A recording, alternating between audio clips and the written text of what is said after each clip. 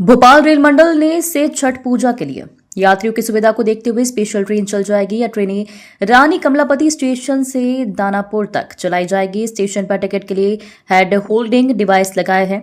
2 device Bhopal में लगाए गए हैं और इटारसी स्टेशन पर लगाया गया है। भोपाल इटारसी बड़े स्टेशनों पर के लिए रेलवे कर्मियों की संख्या बढ़ाई गई है। गाड़ी संख्या 01667 रानी कमलापति से दानापुर तक हर शनिवार और मंगलवार को दोपहर 2:25 पर प्रस्थान, अगले दिन 8:45 बजे दानापुर पहुंचेगी। गाड़ी संख्या 01668 दानापुर से रानी कमलापति के लिए हर रविवार और बुधवार को सुबह 11 बजे प्रस्थान, अगले दिन 8:55 बजे पहुंचेगी। भोपाल से बिहार उत्तर प्रदेश जाने वाली यात्रियों की संख्या बढ़ती है तो और भी स्पेशल ट्रेन चलाई जाएगी। आप सबको दिवाली की बहुत बहुत हार्दिक शुभकामनाएं। हमने रेलवे ने इस दिवाली पर जो एक्स्ट्रा रश था उसको क्लियर करने के लिए काफ़ी वृहद अरेंजमेंट्स किए थे। अब हमारा नेक्स्ट जो एक पर्व आ रहा है वो छठ का पर्व है, जिसके लिए भी रेलवे ने काफ़ी एकदम तैयारियां की हैं। इसमें सबसे पहले हम लोगों ने यहाँ से कुछ स्पेशल ट्रेन भी चलाने का प्लान किया हुआ है, जिसमें वीक में 2 ट्रेन यहाँ से दानापुर के लिए जाएंगी, जो कि मंगलवार और शनिवार को चलेंगी। इसके अलावा एक ट्रेन जो अगरतला जाती है वो भी सप्ताह में एक बार चलेगी। इन 3 ट्रेन के चलने से यहाँ पर जो भी हमारी इस डिवीज़न में इस एरिया में एक्स्ट्रा रश है उसको क्लियर करने में हमें बड़ी मदद मिलेगी। अभी हमने दिवाली पर भी कुछ ट्रेन में एक्स्ट्रा कोचेस भी लगाए थे, उनसे भी हमें काफ़ी फायदा हुआ। इस त्यौहार के सीजन में जो एक दिक्कत आती है जैसे टिकटिंग की, तो उसके लिए भी हम लोगों के पास में रेलवे के पास में 3 हैंड होल्डिंग डिवाइसेस हैं।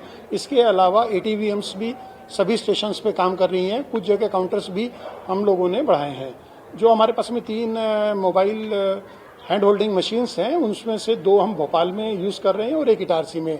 जब भी क्यू अगर कहीं पर ज़्यादा लंबी हो जाती है तो उनसे हम टिकटिंग प्रोवाइड करते हैं ताकि किसी भी पैसेंजर को परेशानी ना हो। इसके अलावा जो हमारा हैंड होल्डिंग एरिया है, एक हमने जो कंसेप्ट आया है, जैसे आपने भी पता होगा कि दिल्ली में एक बहुत ही वृहद स्तर का बनाया गया है, तो वो वहाँ की भीड़ के मद्देनज़र बनाया गया है। जो हमारी भोपाल में रिक्वायरमेंट है या मेजर स्टेशंस पर रिक्वायरमेंट है, उसके लिए भी हमने कुछ आइडेंटिफाई किए हैं होल्डिंग एरियाज और उन्हीं को डेवलप भी कर रहे हैं। भोपाल स्टेशन पे हमने प्लेटफॉर्म नंबर 6 की तरफ में 2 एरिया आइडेंटिफाई किए थे और सिमिलरली प्लेटफॉर्म नंबर 1 की तरफ में हमने प्लेटफॉर्म कुछ होल्डिंग एरिया आइडेंटिफाई किए हैं। इसके अलावा अगर हमारी भीड़ बढ़ती है तो उस भीड़ के बढ़ने पर हम लोग पहले से ही जो पार्किंग का एरिया होता है उसको भी वहाँ पर पार्किंग ना परमिट करके होल्डिंग एरिया में कन्वर्ट कर देते हैं।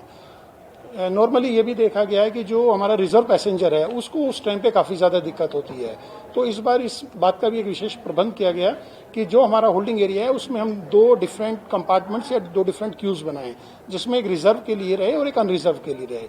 उन दोनों के लिए बिल्कुल एकदम सेपरेट क्यूज रखने का प्रावधान रखा गया है और जो क्यू का मैनेजमेंट है वो पूरा का पूरा हमने एक सेग्रीगेट किया है, जिसमें बल्लियाँ और रस्सियों से, ताकि किसी को भी दिक्कत ना हो। इसको सुचारू रूप से चलाने के लिए हमारे पास RPF स्टाफ, कमर्शियल स्टाफ, इसके अलावा जो हमें एडिशनल मैन पावर की ज़रूरत थी वो भी हमने मेजर स्टेशंस पे अरेंज किए हैं, जिसमें भोपाल, इटारसी, RKMP, बीना, इन सब पर हमारी अतिरिक्त मैन पावर अवेलेबल है ताकि किसी को भी दिक्कत ना रहे। इन सब के साथ साथ जो हमारे पैसेंजर एमिनिटीज़ के आइटम है, हम लोग ये इंश्योर कर रहे हैं कि यहाँ पर पूरा एकदम वाटर की अवेलेबिलिटी रहे। इसके अलावा जो हमारी ट्रेन्स बाहर से आ रही हैं, जो कि अभी हम लोग डेली करीब 40 से 50 के आसपास में ट्रेन ऑन डिमांड, जैसे TOD कहते हैं, वो अपनी डिवीजन्स के थ्रू पास हो रही हैं, जिसमें बॉम्बे से आने वाली हैं, दिल्ली से आने वाली हैं।